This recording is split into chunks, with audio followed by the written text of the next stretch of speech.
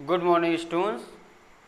And in your today's class, you will study present indefinite tense, class number 4. Present indefinite tense. Present indefinite tense, class number 4. In this class, rule number first.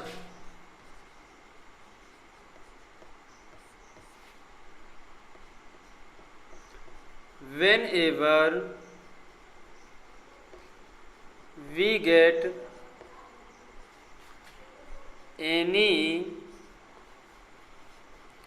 adverbs like always,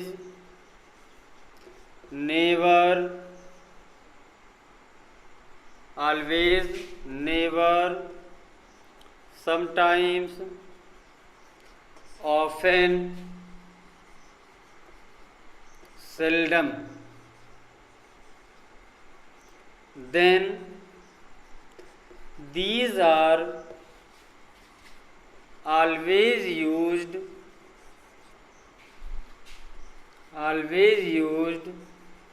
just after the subject. Mean to say that अगर किसी भी sentence को हम translate करते हैं और हमें कोई एडवर्ब मिलता है, कोई क्रिया विशेषण मिलता है, जैसे always, never, sometimes, often, seldom means कभी, हमेशा, कभी नहीं, कभी कभी, ये सारे एडवर्ब्स मिलते हैं तो उनको हमेशा हम कर्ता के बाद लिखते हैं। इसका स्ट्रक्चर होता है subject and after that adverbs and after that verb in first form and according to need s या es plus object. According to need means if subject is singular then we add s or es, and if subject is plural then we do not add s or es. For example, he always speaks truth means वह हमेशा सच बोलता है। You never tell a लाई, तुम झूठ कभी नहीं बोलते हो। तो इस तरीके से जितने भी एडवर्ब्स होते हैं उसको सब्जेक्ट के बाद करते हैं। जैसे मैं हमेशा गाना गाता हूँ, I always sing a song, वह स्कूल कभी नहीं जाता है, he never goes to school, तुम स्कूल कभी नहीं जाते हो, you never go to school mean to say that जो भी परिवर्तन होते हैं वे परिवर्तन अकॉर्डिंग टू सब्जेक्ट होते हैं और बाकी रूल्स आपके ये होते हैं adverbs are always used just after the subject and after that next rule is whenever we get continuity of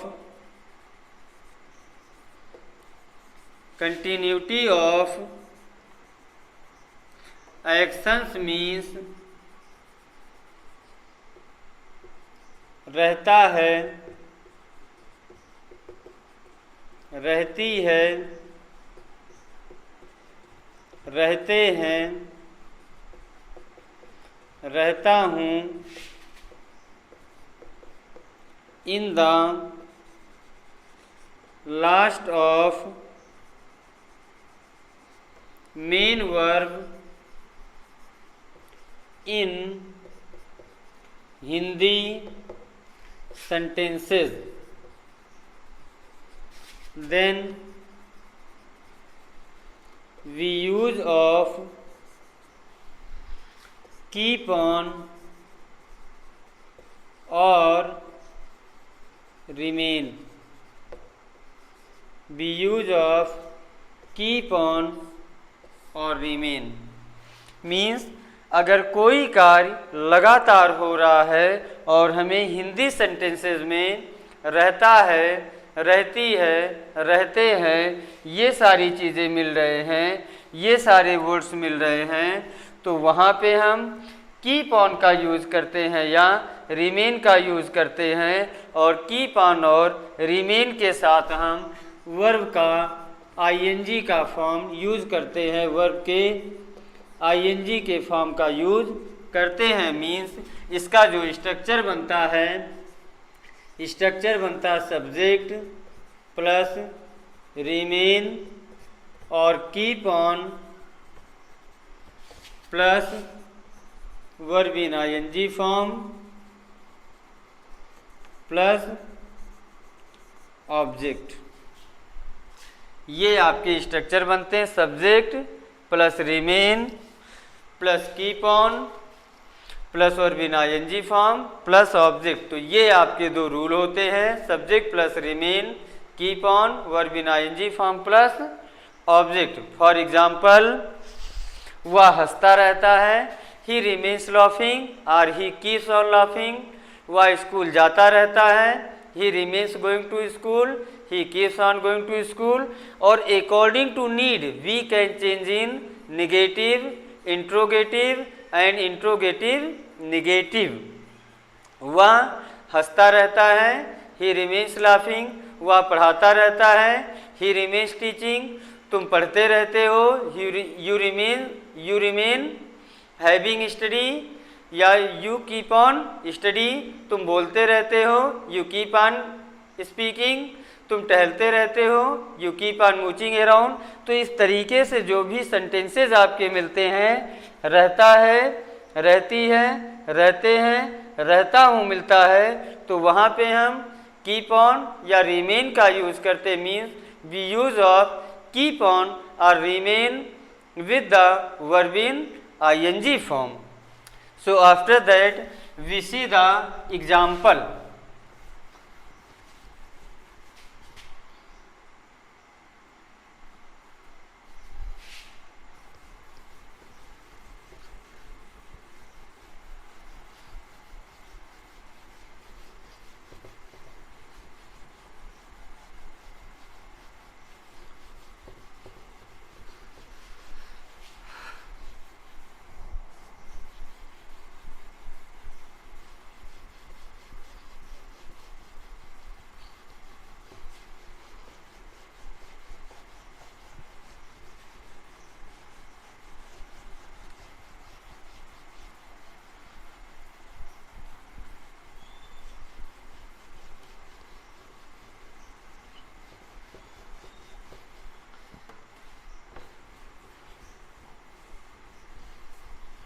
We see the example as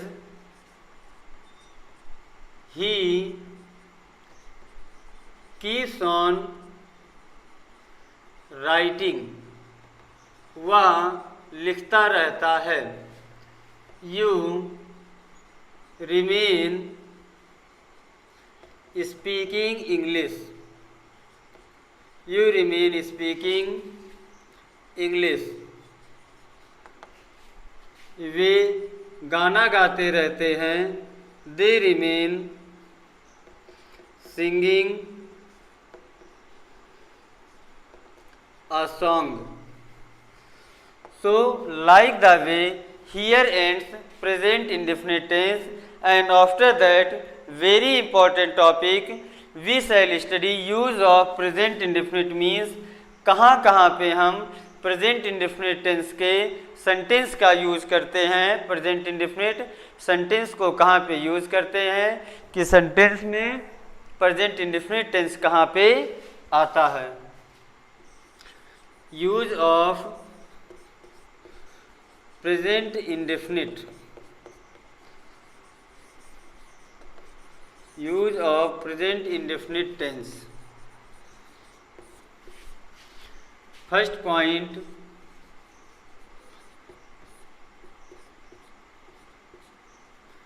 to show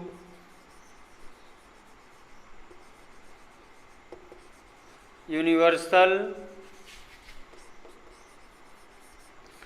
truth और action. Means पहला पॉइंट ये होता है कि जो सदा सत्य रहने वाली बात होती है, जो सदा सत्य रहने वाली घटनाएं होती हैं, एक्शन होते हैं या इंसिडेंट होती हैं, उसके लिए हम प्रेजेंट इंडेफिनिट का यूज़ करते हैं। जैसे सूरज पूरब में निकलता है, the sun rises in the east, the sun rises in the east, the earth revolves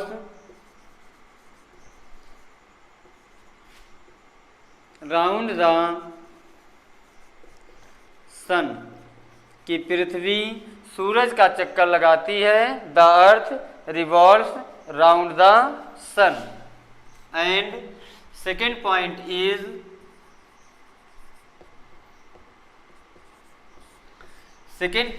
is for daily works or usual habits, for daily works और यूजुअल हैबिट्स मीन्स जो हमारे डेली के कार्य होते हैं या हमारी जो सामान्य आदतें होती हैं, उनके लिए हम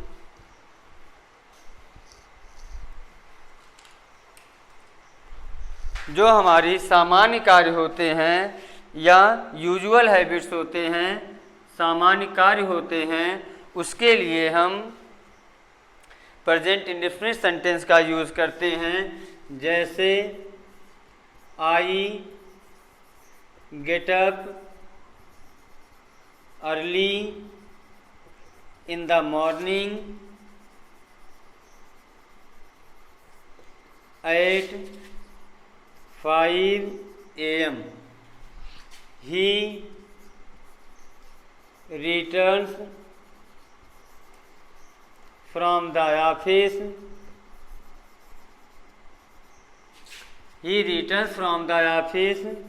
at 5 PM, मीन्स वह ऑफिस से 5 बजे लौटा। तो इस प्रकार से जो हमारे सामान्य कार्य होते हैं, सामान्य आदतें होती हैं, डेली के कार्य होते हैं, उन सारे कामों के लिए हम प्रेजेंट इंडेफिनिट सेंटेंस का यूज़ करते हैं, प्रेजेंट इंडेफिनिट एक्शन का यूज़ करते हैं। I think you will better understand and this is polite request. Channel को सब्सक्राइब करें, बेल आइकन दबाएं, लाइक करें, कमेंट करें। कोई सजेशन हो तो सजेशन बॉक्स में सजेस्ट करें। और for any complain, for any problem, you can contact me on my personal number 7317275295 9838776710. And after that, next is sensational verbs, and next point is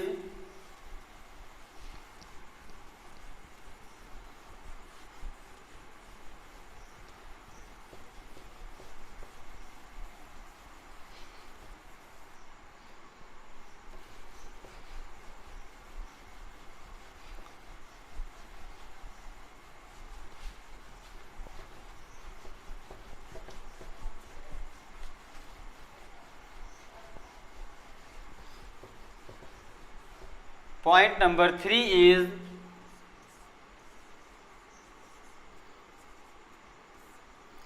sensational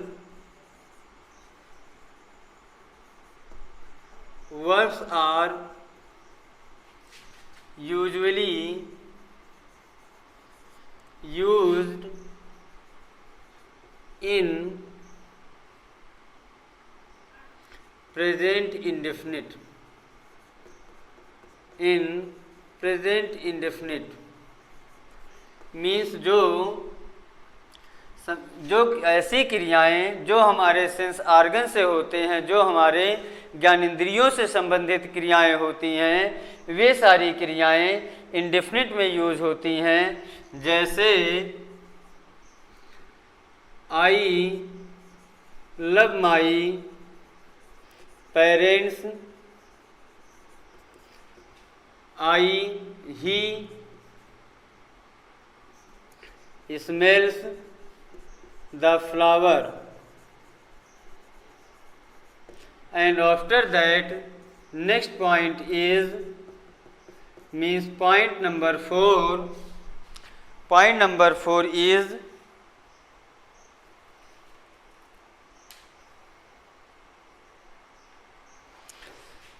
sentences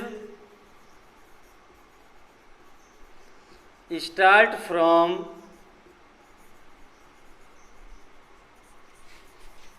here and there,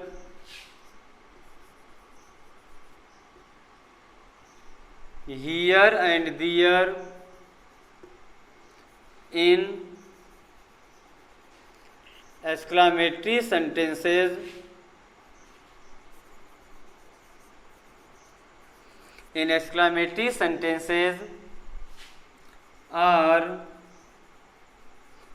written in indefinite.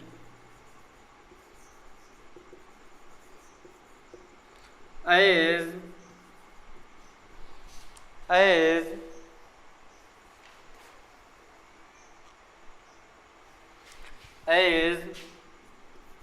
there she lives, there she lives, there goes the bell. सो इस तरीके से जो भी चीज़ें exclamatory sentence में here और there से start होती हैं वे इंडेफिनिट में लिखी जाती हैं। और तीसरा पॉइंट की जो ज्ञानेंद्रियों से शुरू होने वाली क्रियाएं होती हैं उसको हम इंडेफिनिट में यूज़ करते हैं। And after that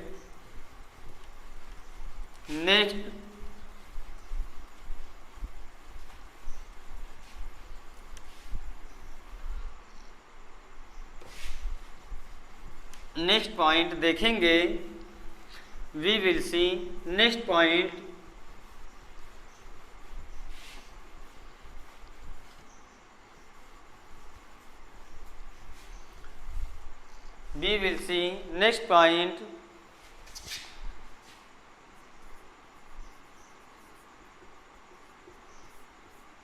for planned future action. For planned future action we use of indefinite tense.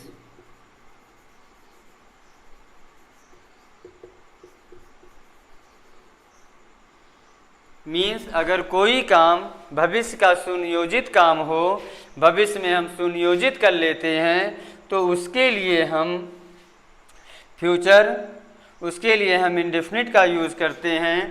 जैसे as the school reopens on 1 July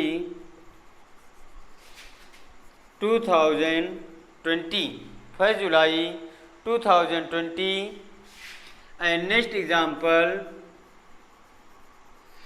he reaches here tomorrow.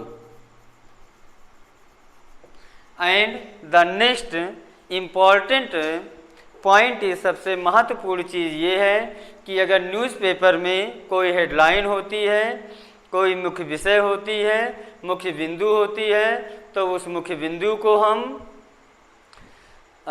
Indefinite में ही लिखते हैं, प्रेजेंट इंडेफिनिट लिखते हैं। अधिक से अधिक जो हेडलाइन आपकी होती है उसे हम प्रेजेंट इंडेफिनिट में ही पाते हैं। इस तरीके से आपके चौथे क्लास में प्रेजेंट इंडेफिनिट टेंस खत्म होता है। And that's all for today.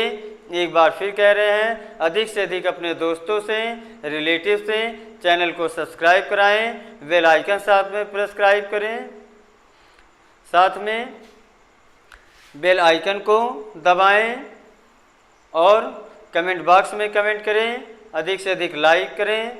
And that's all, and have a good day and शुभ दिवस and have a good day.